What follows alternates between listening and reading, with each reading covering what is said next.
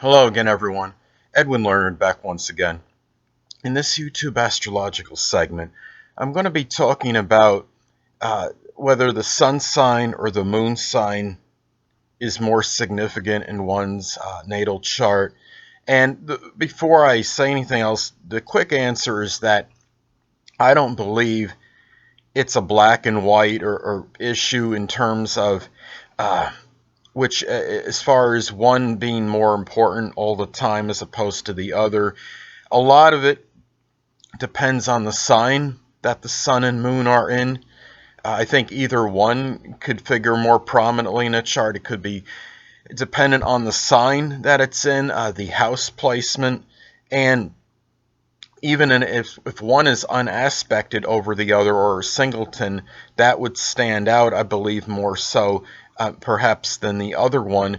But you have to put everything into consideration in this. Now, and also if you look at firstly, if somebody has say they have their sun in Leo or Aries where it's at home, and they have the moon sign in a sign where it's in its detriment or fall, such as like Scorpio would be in its fall, and the detriment would be Capricorn, then the sun sign may stand out a little bit more. But you also have to factor in the house placement of the sun and the moon. The sun, if the sun sign falls in an angular house, which would be the first, fourth, seventh, or 10th, it may figure more prominently than the moon if the moon is in, say, for example, a cadent or what I call mutable house, such as which would be the third, sixth, ninth, or 12th. The energy of a planet may be diminished or dissipated a little bit if it's in the 12th house, especially. So if somebody were to have, say, their sun in the 12th house and the moon would be, say, in an angular house, the moon may stand out a little bit more. But if you have the opposite, let's say the moon was in the 12th house and you had your sun sign in an angular house, well, the sun sign may figure in prominently, but you also have to factor in the sign that is in as well. As I stated before, though, what's important too is if you have one of these, if the sun or moon is unaspected, it may stand out a little more. Or if it's in a singleton, if it's a singleton planet, that would be if the sun or moon is singleton, whether it's by element or the quality, such as fixed, mutable, or cardinal, well, this might take on more significance as well.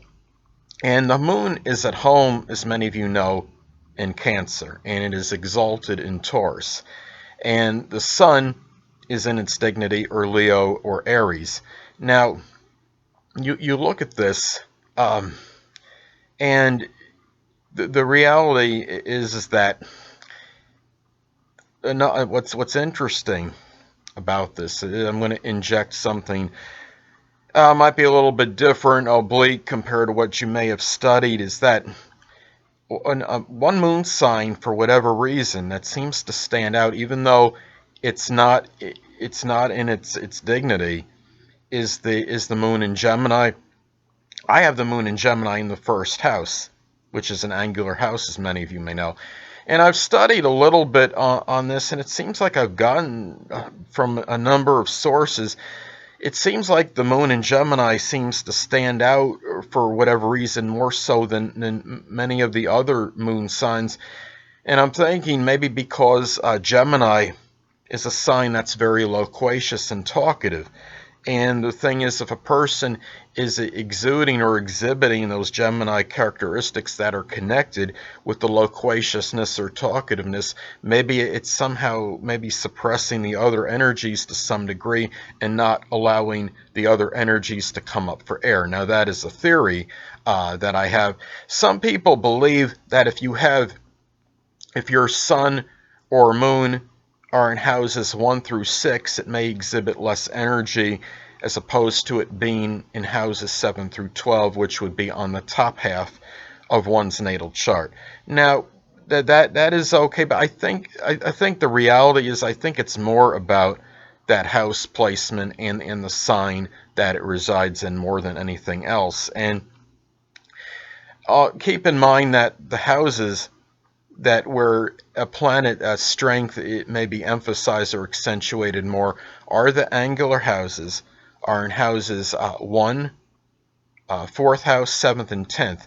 And I consider the succeeding houses, the fixed houses, are medium strength, which would be the 2nd, 5th, 8th, and 11th houses.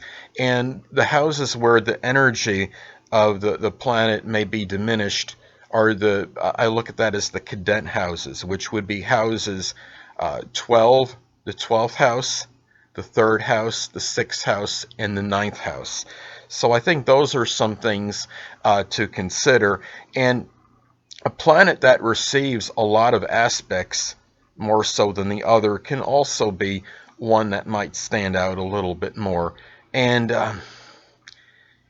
if you have one planet that has like 8 aspects to it, and then the other, if the sun has 8 aspects and then the moon only has 2, well, you might have a little more activity connected with the sun in your natal chart.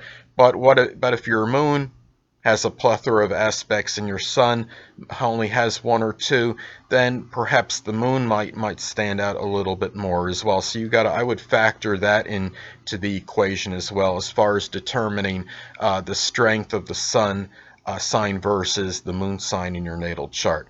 And the thing is, that both of these are very important proponents in your chart. The sun sign is more about action. The moon sign is more about reaction. Moon is more is the unconscious. The sun is the conscious, and those are some things. It's really the sun represents our basic wants, while the moon our emotional needs. Both are very essential components in the natal chart. And if you have a positive aspect, such as if you have a sextile or trine made between your sun and moon, well, then those energies can integrate strongly. And of course, if you have a negative aspect, if you have a square, opposition, or inconjunct to the sun and moon, then those energies, they're going to be more in conflict, and they're not going to be as harmonious or auspicious, and it'll be harder to integrate them. Well, anyway, people, that'll conclude this YouTube astrological segment for the sun versus the moon in a natal chart. And stay tuned next time, where I'll be continuing my sun ascendant combination series. 2 things I want to get with you on before I head out.